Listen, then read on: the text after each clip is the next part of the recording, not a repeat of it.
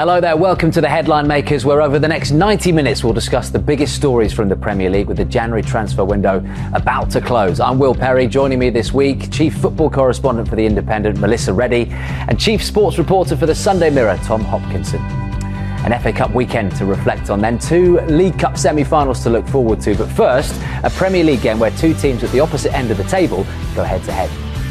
From the Premier League, I think, where they ask us to respect the winter break, not to organize international friendlies or not to organize competitive games, and we respect that.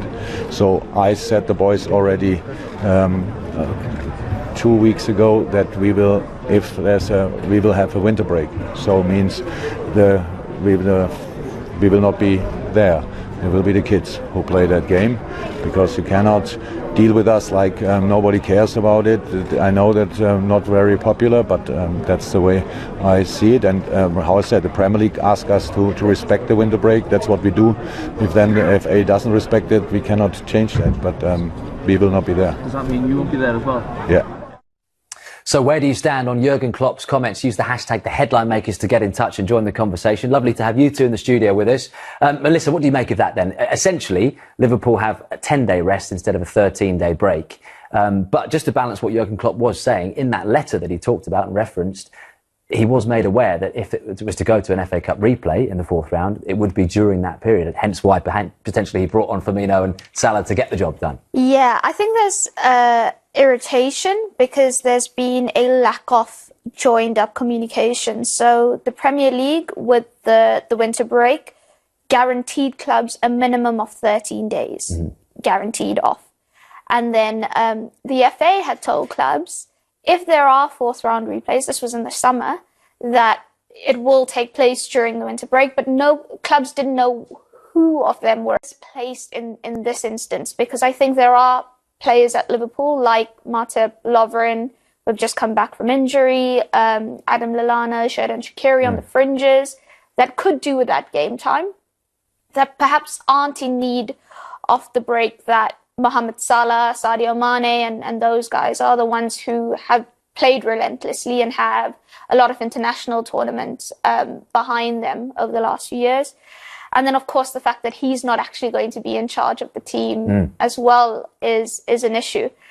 Like you said there, it's not going to be popular.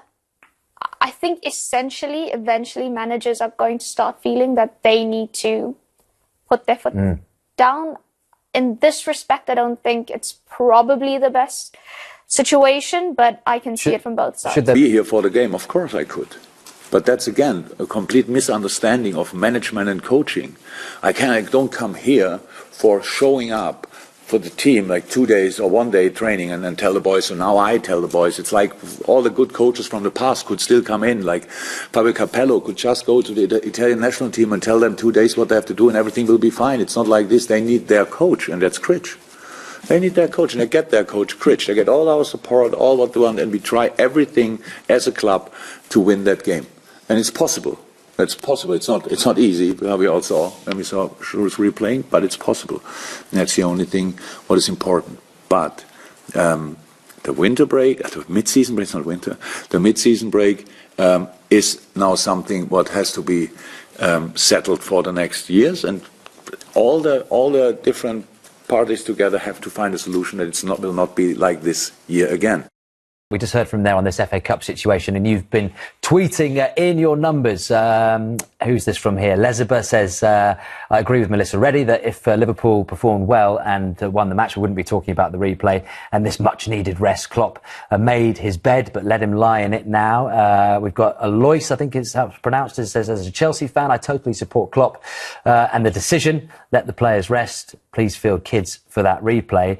And Dealey says, I think Klopp needs to play the players like Shaqiri, Matip, Fabinho, Lallana, and rest players like Salah, Van Dijk and Henderson, and he needs to be there for the team. But I support every decision that Klopp makes. What do we go on? The problem with playing the likes of Matip and Lovren and those fellas who haven't, they're still senior professionals, and they'll still be from an ego point of view, they'll still be looking at it saying, well, hang on a minute, look, I'm not playing as much, but I'm an important part of an important senior cog at this club. Why am I being treated differently to Mo? Why am I being treated differently to Sadio? So I think there's a segregation almost a bit. I think you have to balance the egos a little bit with that, and make sure that it doesn't lead to any ill feeling. We've already got players, particularly those players like Shaqiri, who haven't got the minutes that they would like. It's already a very delicate balancing act, trying to make sure that they're happy for this start, and they're not behind the scenes, just saying to one or two of the others, just niggling away, saying, "Oh, the manager's this, the manager's that," or "Don't like the way he does that," and it's just creating that little bit of doubt and ill content, which is the last thing that Liverpool need. And look, it takes a lot when you're having a season like this for people to start getting upset. But I think that's smart management from Klopp. I want to move on and talk about Liverpool players who've been picked out for praise in particular this week. And there was a piece in The Guardian about Jordan Henderson, and they say he's unlikely to ever be regarded as one of the best midfielders in the world, but his improvement, and it's been a game changer, just like his predecessor in Steven Gerrard. And they go back and talk about that in 2015, Gerrard announced he'd be leaving the club, and it wasn't obvious back then that Henderson had the attributes to succeed as a Liverpool captain, which he certainly has done. He's been remarkable, and I think one of the biggest misconceptions about the armband is people think it needs to be a luminary player, somebody who, sticks it into the top corner or is this like massive presence on the field. There's so much that goes into captaincy, especially off the pitch, in terms of how you manage the dressing room, how you ensure that the standards stay high, how you infuse youngsters, help new players settle, all those things that, come part of the captaincy that you don't really see, because obviously you're not following Henderson around Melwood to see his influence and impact there. And I think he's done the off-the-pitch stuff tremendously. And for a long time, what he's done on the pitch has been underrated purely because he's not Steven Gerrard. He's not that box-to-box phenom that's, going to hit one from 40 yards out or whatever. But he's played in position, so the number 6 position, which he had never played before.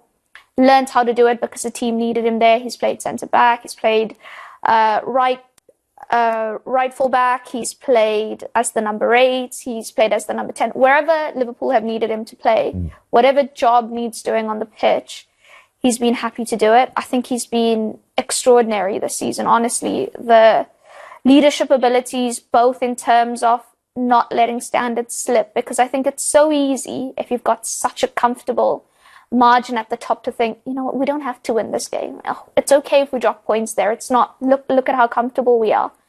And he's not letting that happen. One of the standout, or, when people reflect on the season, one of the things they'll look back on is the Tottenham game. Liverpool win 1-0, go 16 points clear at the time with the game in hand. And immediately after the match, Klopp goes to hug Henderson, and Henderson shaking his head, and he's like, "That wasn't good enough. We've not played well enough. We can do better." And his immediate post-match interview stated that he was so annoyed at the way Liverpool played because it could have been out of sight in the first half, and then gave Spurs a sniff. But keeping that sort of standard, that relentlessness going, it's all down to and in the respect of teammates as well. The likes of Salah and Mane, the players that the names trip off the tongue immediately because they're the real stars of that side. They have to have the respect for Jordan Henderson as a footballer. And we can all sit here and we can tell whether someone's a good player or not, and the sort of level they're at. But they train with him, they work with him day after day. They'll see the standards he sets on and off the pitch, as Melissa says.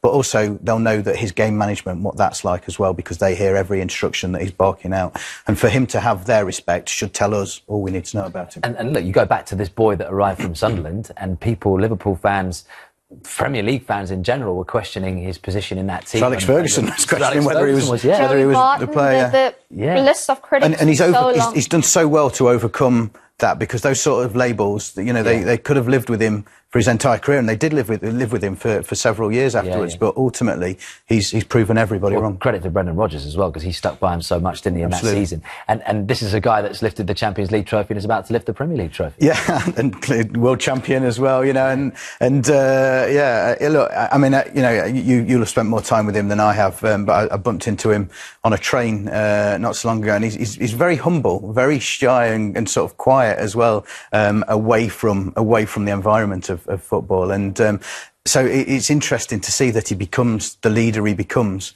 when he's on the field. But yeah, great credit to him. We've had this discussion a couple of times this season, but obviously as the season evolves and develops, is this the greatest Premier League side that we're seeing? And we have to remember with Liverpool, talking about money, talking about finance, which is so important, especially given Manchester City and what they've done over the last few seasons, their net spend has been £70 million over the past 4 years. That's one of the things that goes, I think, undetected, because you obviously see the big fees. You see the Virgil van Dijk being the world's most expensive defender, Alisson being the second most expensive goalkeeper in the world. Liverpool sell Felipe Coutinho, which basically funds those deals, and the Fabinho transfer. Their recruitment, how surgical it's been in terms of looking at not just a stylistic profile, age profile, but a player's character, the amount of scouting work they do. Who takes credit for that? That's headed by Michael Edwards, the sporting director, Dave Fallows and Barry Hunter. But Liverpool also have Ian Graham, who's the director of research and crunches the numbers, all the data and stuff that goes far beyond what most clubs are looking into. So they get a holistic profile of a player, not just, you know, however talented he is. They've even got metrics for, you know, how players reacted to certain situations. So relegation fight, which is why you've seen them bringing the likes of Gini Wijnaldum, Xherdan Shaqiri. What were their performances like when all the chips were down? Those kind of things. And yeah, that's benefited Liverpool greatly. The fact that they've got this such a unique one club vision where the manager's blueprint feeds into the players' recruitment are bringing in, and it all just feeds each other. The academy play the exact same way as the first team plays, so you know everything is just like circular. And there's one other vital component as well with signings, which is a bit of luck. You know, you can do all the research under the planet or under the sky, and if the player comes and, you know, gets an injury or things just don't work out for him, doesn't quite fit into the dressing room, you know, or family not happy with where they're living, actually thought it'd be a really good move. Those little elements. But yeah, absolutely, Melissa's absolutely right. You know, the way that Liverpool have gone about their recruitment, it's just been phenomenal over the last few years. A bit of breaking news as well coming out of that Jurgen Klopp press conference is that Sadio Mane is going to miss the game against West Ham, which I think a lot of people expected, but also the game against Southampton. After that, he thinks he's going to be fine. So some great news on the Mane front. Yeah, and he probably would have been rested for one of those anyway, so you can never have, I think, a well-timed injury. Should bring him back for the Shrewsbury game if he can get some match fitness. That'll solve a lot of problems. I don't think you can have a well-timed injury, but I think you can have injuries that aren't so impactful on the planning or what the team are going to do in general and selection. So, yeah, it's good that it's only a minor one. Yeah.